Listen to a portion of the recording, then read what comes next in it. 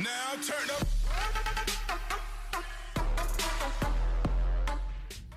What up is Marcus Dynasty Football Dads. We have this Jerry Jeudy signed jersey. It will not be in my possession for very much longer because I believe we're going to be giving that away probably this week. We're going to hit 1,000 subscribers. So if you're new to the channel, please subscribe. You get a chance to win it.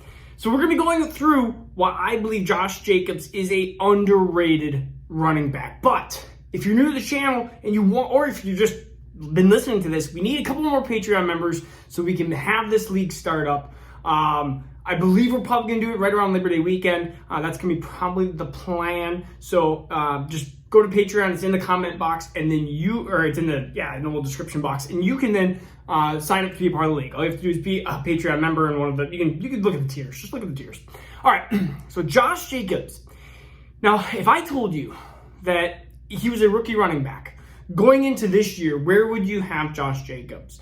Because the question is, if you look at him versus Najee Harris, 23 years old, born in March. We have Josh Jacobs, 23 years old, born in February. These guys are 1 month apart. 1 month. And basically, Najee Harris is a kind of a form of Josh Jacobs. Josh Jacobs, though, has two 1,300 total yard scrimmage years. He's been over 1,000 yards rushing.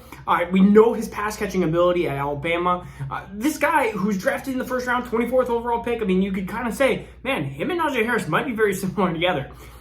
But you have a guy who had a fantasy finish of 8 in 2020. So what is going on? Because he's being drafted between like running back 18 and 20, kind of into that area. And we are seeing him below the Najee Harrises, below the Travis Etienne's even, and the Javonte Williams, and all these other sophomore running backs. We are just seeing him slowly slip, even though that he's had two really good fantasy years.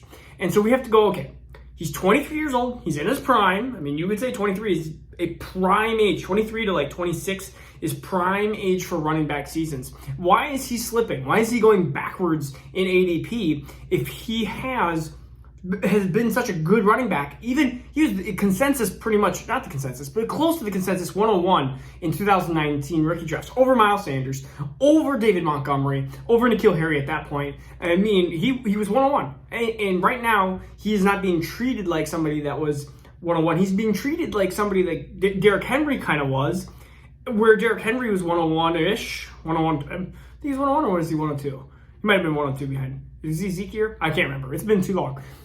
But Derrick Henry, all of a sudden, his value started falling through the roof because I think Derrick Henry was 101. No, I'm thinking I'm pretty sure, because I think it was Zeke and Mixon in that group. But if you look at Henry, his value went down, and now it's been shooting up. So why? So the big thing. This is why I believe that Josh Jacobs has been hit. It's Kenyan Drake. It's the Drake effect. It's Kenyan Drake's 1,000 total yard scrimmage the last 3 years that has been really affecting people's perspective on Josh Jacobs. Here's the problem. Kenyan Drake is not a great running back. He's a really good beta running back. And you can see that as Arizona. If he was a good running back in Arizona, he should have destroyed, he could have had like Joe Mixon-ish or something like that numbers. And he just didn't have the per game numbers of like a Joe Mixon. He had touchdowns, but again, Kenyan Drake was you could just see it. There was tape, there's analytics going behind that Kenyan Drake was just not a superior running back. He's had 1,000 yards the last 3 years, but he's also 27 years old. Going to be 28 here in a couple months. So you're talking about a guy who's getting closer to 28 years old. Like, his years are numbered. Will Josh Jacobs even stay past? Will he be in Las Vegas? I was almost at Oakland. Will he be in Las Vegas in a year or 2 years? There's so much to happen in Dynasty. And we try to get these running backs these few years of numbers. But I think Josh Jacobs is actually on the incline. We got to look versus 18. I mean, we can't have Josh Jacobs, a potentially top 12 running back. I see his value he keeps going worse and worse. And I've seen trades in leagues where I'm like, okay, so you guys are overvaluing Miles Sanders and overvaluing David Montgomery more than Josh Jacobs. I see that in some of these leagues, and I'm like, it doesn't make sense to me. The only thing that would make sense is if Kenyan Drake is superiorly, like, I understand that he got some good money, but like, we're talking about, like, you think that he's going to take this huge chunk away from Josh Jacobs. He's missed 4 games in 2 years. I think Kenyan Drake will be a great kind of B type of running back. He's going to be the Chase Edmonds role, which is fine. Like Chase Edmonds had a role in Arizona and did well with it. And he's not going to be fantasy amazing, but he's going to have a couple games here and there. And then you have Josh Jacobs, who's going to have the Kenyan Drake role in Arizona. Like, you're going to have that exact role, and you see this role over and over again. But we look at, it's almost like we gloss over sometimes these backup running, or these backups, or these soon-to-be backups. We have Melvin Gordon. Who's more talented? More Melvin Gordon or Kenyan Drake? I would say Melvin Gordon. And we assume Javonte's just going to take the role. Travis Etienne versus James Robinson. I think James Robinson is a heck of a better running back than Kenyan Drake. And yet we have Travis Etienne. It's just the automatic, like, it doesn't matter. Like, he's so much better. Now, Najee Harris is all by himself, but that's beside the point. I mean, we have some of these running backs that Gus Edwards is probably a better running back. Statistically, if you look at him, is probably a better running back than Kenyan Drake. Jamal Williams is probably pretty close, I would say, to Kenyan Drake. We have all these different situations that are these split back, these RBBCs. You're going to see this running back by committee. There are very, very few running backs that are going to have a ginormous chunk of the pie. And it's going to be your Joe Mixons. It's going to be your Derrick Henrys.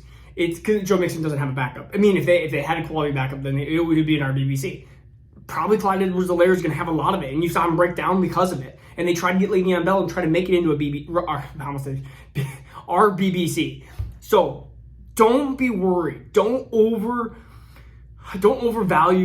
or don't overanalyze the situation, and know that RBBCs are okay. Hopefully your running back can last longer throughout the season. And maybe they're doing it because they saw, hey, Josh Jacobs got hurt both years. Maybe if we take a little bit of pressure off of him, we take a little bit of volume off of him, and we can maybe even utilize him in the passing game more. Wow, that would be a shocker. Maybe he doesn't finish at RB8. Maybe he finishes at RB 13, 12. 15, 14. If he's at high in RB2 for the next 3-4 years, he is absolutely worth better than some of the running backs that he's going behind right now. I mean, that's pretty easy. That's what you're hoping for. That's what I'm hoping for when I'm talking about kind of even this like DeAndre Swift and J.K. Dobbins. I'm not expecting really probably an RB5 finish from him. I'm expecting a low-end RB1. So like RB8 to 14 is what Josh Jacobs has been. And that's what I'm kind of expecting and hoping for Swift and Dobbins. And maybe even a little bit more from CEH. Like, we're hoping for that. And even Cam Akers lovers, and I wasn't a big, huge Cam Akers fan, but you're hoping for like if you said RB8 Cam Akers, you'd be like, man, that's a pretty good year from Cam Akers. Well, that's exactly what you're getting from Josh Jacobs. You're getting this low-end RB1, high-end RB2. I don't think that's going to change at all. And so we need to start buying him.